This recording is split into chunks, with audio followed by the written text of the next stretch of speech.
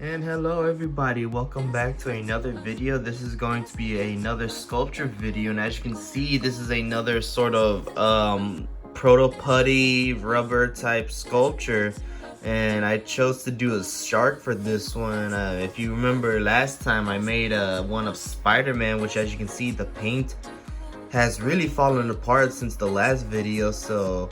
But here, if you can see, the paint's not chipping away, if at all. So I'll let you know how that happened. But I went with the shark this time, mainly because I really wanted to go a little simpler, and just kind of but I also want to go a little bigger. I mean, as you can see, it's slightly bigger than the shark or the Spider-Man. So I wanted to get in scale, but I also wanted to get it a little simple, and I think I got it pretty well. But if you haven't seen the last video and you're wondering, how did I get this? How did I figure this out? Well, I learned it from a YouTuber by the channel name of Marco Makes, and he used these materials to make these what he calls rubber sauruses. They're based off the old Jurassic Park Kenner line. He basically made like a T-Rex, raptors, and a baryonyx, and I think a Spinosaurus is on the way.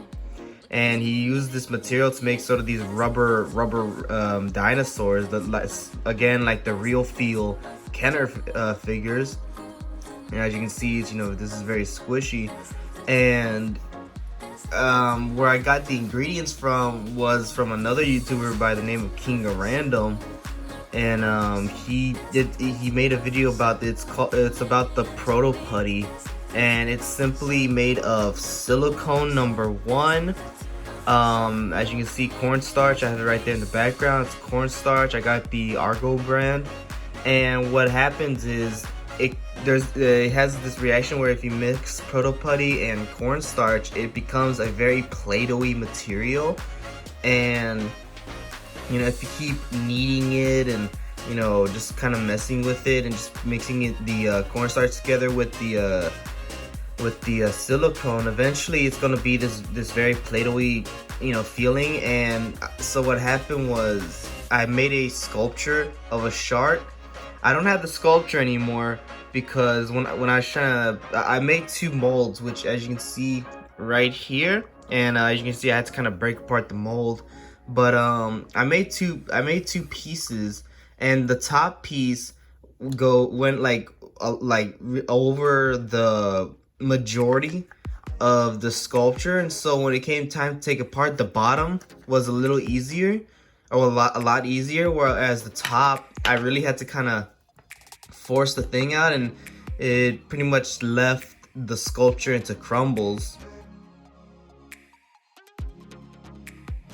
And so I don't really have the original sculpture of the shark anymore. But either way, once I made the sculpture, I made the mold, I took it out, and then that's when I began to use the Proto Putty, and I just put it onto the mold, and just it captured the detail very well. As you can see, there's just like these little there we go, there's just like these little markings and stuff that I put right here just to give this just some texture to the shark. And you can kind of see it. It's very shiny because I put a gloss finish, or a gloss varnish.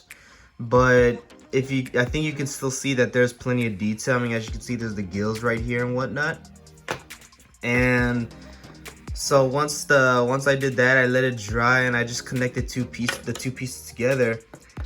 And so with this being a new process, I still made some mistakes, but I feel like I greatly improved over the Spider-Man one. And I want to show you so the reason why I broke off the fins was because the fin in the back got stuck, and so I had to break that apart. And then the fin right here, it actually, when I was I put in the putty into the top fin first, and then I wanted to put the rest of it on like later, and when I would take it out, it would all be connected. For some reason, the top fin didn't connect with the body mold, So I had to break off the fin and just kind of poke out just poke it out. And so then when it came to connecting everything together, what I originally did was what I did last time for the Spider-Man. I took a small piece of Proto Putty, try to roll it into a line, and I just tried to, put it around where the pieces, where the pieces are separate, and just try to connect it. And it wasn't as messy this time. However, you can see, and it used to be much worse, but if you can see, there's like this, it went, the top piece went inwards instead of directly onto the piece. So now there's like this weird looking overlap of the bottom piece over the top. But as you can see right here, it went a lot better. But it still went a lot better. And I was able to take a sander, I'm not sure what grit this is, but I just took took this sandpaper and I just sanded it down, and the seams are nowhere near as bad as Spider-Man. I think this came out a lot better. As for the top piece, and what happened here was that I took some silicone.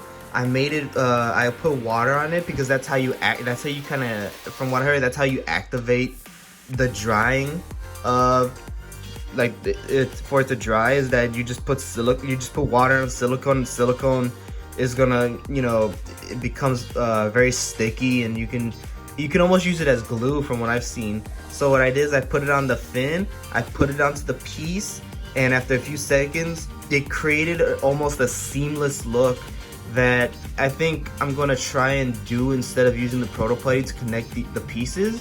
And I think what I'm going to do is whenever I do another mold, whenever I do another mold, I'm going to make sort of these lips onto the Proto. So like, let's say right here, I'll try and put like lips around, so that way when I take the pieces out, there'll be a small little part of the two molds that I can put the silicone on, connect them, and then it'll have a better connection. I don't have to worry about these, just these really, bad seam marks or whatever.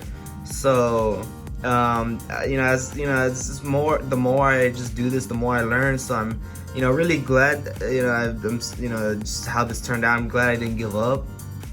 And as you can see, I just used for colors, I used white, dark gray. I actually mixed some charcoal black and gray together, and just a little bit of charcoal black just to give it that darkness.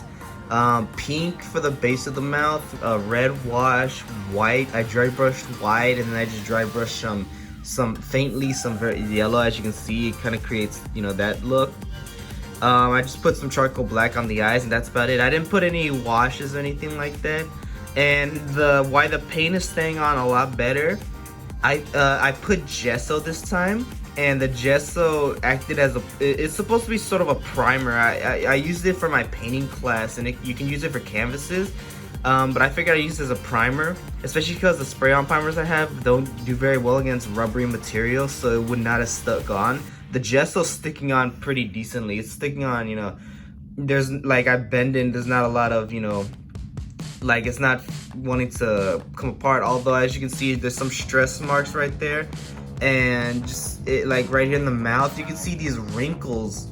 And I believe what's going on is because the gesso's not 100% staying on in some parts, that it whenever I move the sculpture, it creates these wrinkles because that's where the gesso's not sticking. And so so what I'm worried is over time those wrinkles are gonna get bigger and bigger, and eventually it's gonna just make the paint rip off. It's already doing in some areas, as you can see right here. There's a big rip, but I also think that that's where this is where the fin connected to the body, and so maybe it's just the piece not connected very well. However, as you can see right here, it used to be a wrinkle. It used to be a massive wrinkle, and now you can see the paint's already chipping off.